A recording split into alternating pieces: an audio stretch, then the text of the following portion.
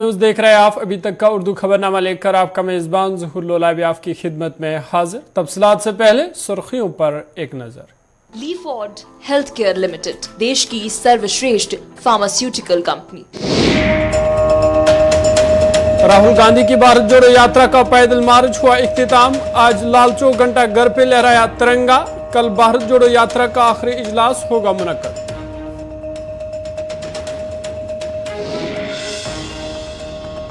मोदी की पॉलिसियों के बदौलत ही राहुल लाल चौक में तिरंगा लहरा पाए। जब कश्मीर में हालात खराब थे तब राहुल गांधी कहां थे? मुख्तलिफ सियासी पार्टियों का रद्द-ए-अमल।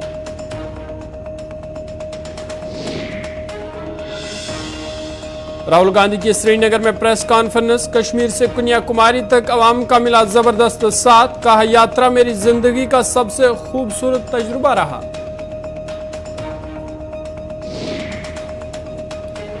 और शुमारी कश्मीर कुपवारा में 3 रोजा विंटर कार्निवल का हुआ आगाज। मुकामी लोगों और सयाहों की खास तादाद ने की फेस्टिवल में शिरकत। लोगों ने इंतजामिया का किया शुक्रिया अदा।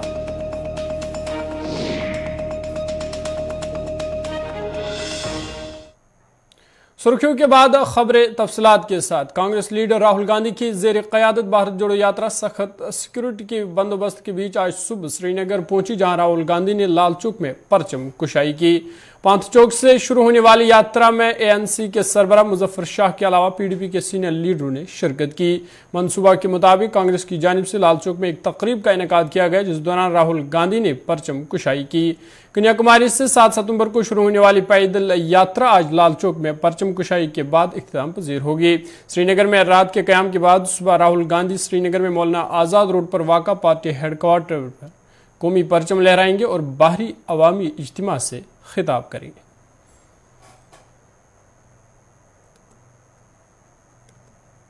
हमें थैंक यू। हमें जो मकसद लेके हमारा नेता राहुल गांधी कन्याकुमारी से चले थे और 4000 किलोमीटर की दूरी तय करके यहाँ तक आए, चाहे बीच में आंधी आई, तूफान आए, बारिश आए, लोगों ने बहुत क्रिटिसाइज भी किया, लेकिन सबको बाजू रख के उन्होंने ये मोहब्बत की दुकान जो खुलना लास्ट में श्रीनगर में किया है। मेरा यही ख्याल है कि श्रीनगर में और जम्मू कश्मीर में ये मोहब्बत की दुकानें सबसे ज़्यादा खुले और यहाँ पे अमन, शांति और मोहब्बत पैदा हो। नहीं, ये पॉलिटिकल राजकीय मकसद नहीं है इस यात्रा का। जो इन चीज़ों के ऊपर विश्वास रखते हैं उनको ही हम साथ में। इधर राहुल गांधी ने आज श्रीनगर में प्रेस कॉन्फ्रेंस से खिताब करते हुए कहा कि मुझे इस यात्रा के दौरान बहुत कुछ सीखने को मिला, समझने को मिला। नफरत और तशद्दुद के खिलाफ ये यात्रा थी। मुझे उम्मीद नहीं थी कि लोगों का रद्द-ए-अमल इतना अच्छा मिलेगा। राहुल गांधी ने मजीद कहा कि महंगाई और बेरोजगारी के मसाइल हमने उठाए हैं, मुख्तलिफ तबकात पर दबाव डाला जा रहा है, उनकी बात सुनने का मौका मिला। राहुल गांधी ने कहा कि मैं सिक्योरिटी फोर्स का शुक्रिया अदा करता हूँ। इस यात्रा ने एक मुतबादिल सियासत और ख्याल दिया है। बीजेपी ने नफरत भरा विजन दिया, हमने मोहब्बत और भाईचारे का विजन दिया। उनका कहना था कि अब हिंदुस्तान के सामने 2 रास्ते और जीने के तरीके हैं, एक दूसरे लोगों को दबाने और दूसरा जोड़ने का रास्ता। ये यात्रा खत्म नहीं हुई है, ये पहला कदम है और शुरुआत है।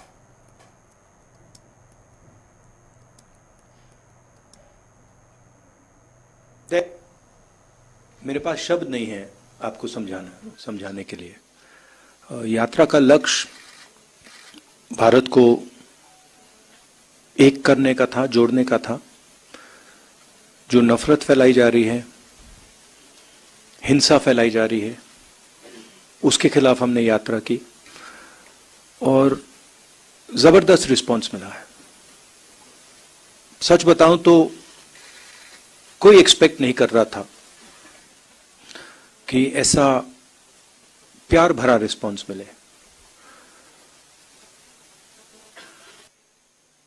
हिंदुस्तान की जनता का जो रेजिलियंस है, जो स्ट्रेंथ है, वो डायरेक्टली दिखने को मिली।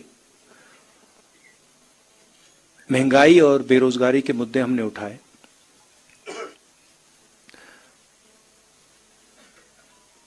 और जो अलग अलग सेक्शंस पर दबाव पड़ रहा है, चाहे वो किसान हो, मजदूर हो, बेरोजगार युवा हो, छोटे व्यापारी हों, उनकी आवाज हमें सुनने को मिली।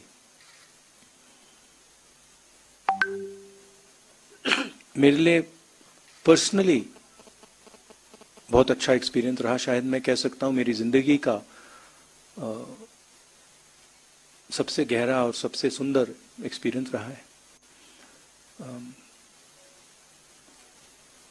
मैं सबको धन्यवाद देना चाहता हूँ, देश की जनता को, आपको, जो हमारे साथ चले, भारत यात्री, बाकी लोग, सीआरपीएफ के लोग, पुलिस के लोग जिन्होंने हमारी मदद की, सबको मैं धन्यवाद देना चाहता हूं। हमारी यात्रा, हमारी नहीं, जो ये भारत की यात्रा है, क्योंकि ये कांग्रेस पार्टी की यात्रा नहीं रही, फ्रैंकली बोलूं, इसमें कांग्रेसियों से ज्यादा आम जनता चली है, तो ये एक प्रकार से भारत की यात्रा है, हमारी नहीं है। हम इसमें जरूर शामिल हुए। इस यात्रा ने एक अल्टरनेटिव विजन दिया है। बीजेपी आरएसएस ने एक विजन दिया है, नफरत भरा, अहंकार से भरा। हमारा विजन, जैसे मैंने कहा, नफरत के बाजार में मोहब्बत की दुकान वाला, भाईचारे का विजन, एक दूसरे को इज्जत देने का विजन, गले लगने का विजन। तो क्लियरली अब हिंदुस्तान के सामने दो रास्ते हैं, और ये सिर्फ दो रास्ते नहीं हैं, ये जीने के तरीके हैं। एक दूसरे लोगों को दबाने का विजन है, और दूसरा सबको जोड़ने का विजन है। तो राजनीति में इसका जबरदस्त असर पड़ेगा, इफेक्ट पड़ेगा। उसका एग्जैक्टली क्या इफेक्ट होगा मैं नहीं बता सकता हूं, मगर मैं आपको एक और बात बता सकता हूं कि ये जो हमने यात्रा की है, ये खत्म नहीं हुई है। ये आप गलत फहमी में मत रहिए, ये पहला कदम है, ये शुरुआत है। इसके बाद भी कांग्रेस पार्टी और जिस अल्टरनेटिव विजन की मैंने बात की, जो पहले अनबायस्ड कम्युनिकेशन होता था, I don't think that argument holds. I think statehood and restoration of the democratic process in Jammu Kashmir is fundamental and very important. And I think इधर यात्रा में शामिल आम लोगों ने बात करते हुए कहा कि जम्मू कश्मीर में दफा 370 की मनसूखी के बाद यहां के नौजवान जहनी तनाव की शिकार है। उन्होंने कहा कि यहां बेरोजगारी दिन ब दिन बढ़ रही है, मौजूदा सिस्टम से हम तंग आ गए हैं, और यही वजह है कि हम राहुल गांधी की भारत जोड़ो यात्रा में शामिल हुए। हम डिस्ट्रिक्ट बांडीपुरा से आए हैं। भारत जोड़ो यात्रा हमने इसलिए ज्वाइन किया क्योंकि जब से यहाँ पे आर्टिकल 370 हुआ, एबॉर्गेट हुआ, तब से लेके अभी तक जम्मू कश्मीर की जो पूरी यूथ है डिप्रेशन में है। अगर हम रहबरी खेल वालों की बात करें, वो सड़कों पे है। मेडिकल असिस्टेंट फार्मासिस्ट की बात करेंगे, वो सड़कों पे है। जम्मू कश्मीर की जितनी भी एजुकेटेड यूथ है ना, वो अभी सड़कों पे है। तो हमने इसलिए भारत जोड़ो यात्रा ज्वाइन किया ताकि जो राहुल गांधी का ये स्टेप है कि हम जम्मू कश्मीर में एम्प्लॉयमेंट को लाएंगे, इसी गर्ज से हमने यहाँ पे किया। देखो यहाँ पे जिसकी अभी सरकार है, हमें पता है उन्होंने क्या किया। उन्होंने यहाँ पे जम्मू कश्मीर के यूथ को डिप्रेशन में लाने के लिए मजबूर किया। यहाँ की यूथ अभी ड्रग्स कर रही है, यहाँ की यूथ अभी जो है बुरे काम करे, यहाँ की यूथ जो है गलत कामों की तरफ जा रहे हैं। It's all because of government, और वो गवर्नमेंट जिनको खुद कोई एजुकेशन ही नहीं है, जिनको पता ही नहीं है कि हमें सिस्टम कैसे चलाना है। और राहुल गांधी एक ऐसे परिवार से है जिन्होंने हमेशा देश के लिए कुर्बानी दी है।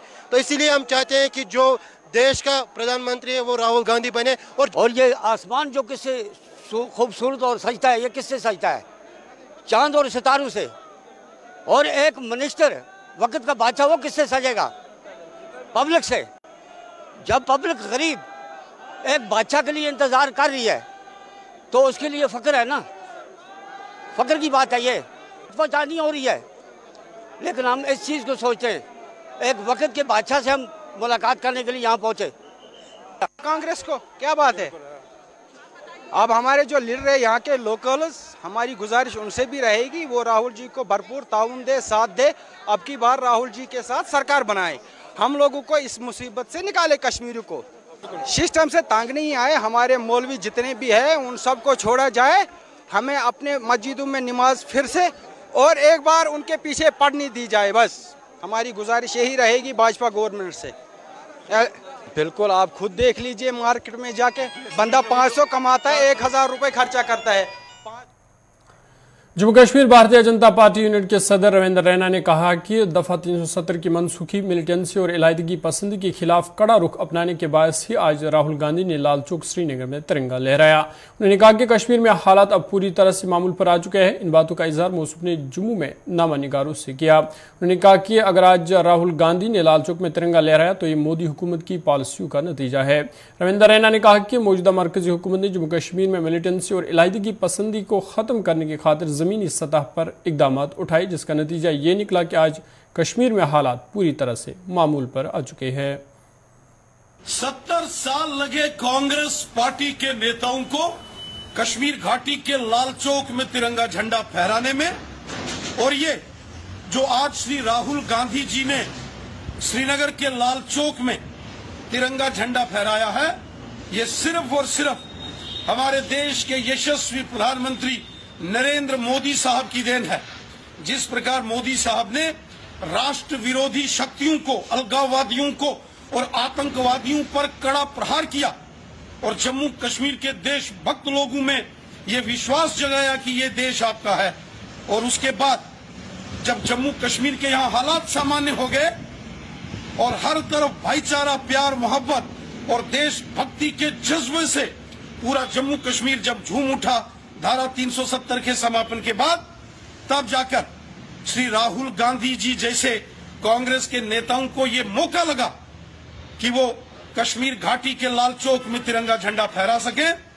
इस देश में जब जब कांग्रेस पार्टी की सरकारें रहीं, नेहरू गांधी खानदान के किसी नेता में ये हिम्मत नहीं हुई कि वो लाल चौक में तिरंगा झंडा फहराए।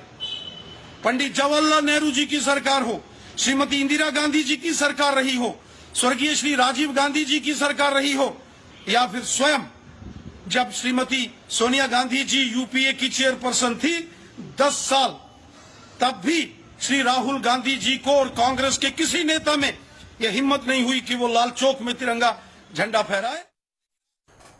इधर जम्मू कश्मीर अपनी पार्टी लीडर शाहीना भट्ट ने अपना रद्द-ए-अमल जाहिर करते हुए कहा कि कांग्रेस तब कहां थी जब जम्मू कश्मीर के हालात खराब थे। उन्होंने कहा कि तब ये यात्रा क्यों नहीं निकाली गई। उन्होंने कहा कि जम्मू कश्मीर में जितनी भी हलाकतें हुई उनकी जिम्मेदार यही कांग्रेस पार्टी है और अब ये लोगों को बेवकूफ़ बनाना चाहती है।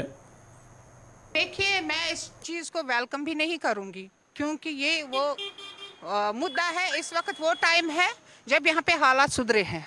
यहाँ पे इस वक्त कोई भी मंत्री आ सकता है, कोई भी प्रधानमंत्री आ सकता है, क्योंकि यहाँ के यूथ्स, यहाँ के यंगस्टर्स ने यहाँ की हालात ठीक की। यहाँ की इंडियन आर्मी, यहाँ की J&K पुलिस ने यहाँ हालात ठीक की। आज से 30 साल पहले कहाँ थे कांग्रेस वाले, कहाँ थी भारत जोड़ो यात्रा? यहाँ पे 80 लाख लोगों का कत्लेआम हुआ है। मैं राहुल जी को बोलती हूँ कि आप यहाँ पे आए हो तो पहले उन बच्चों को रिहा कराओ जो जेलों में सड़े हैं।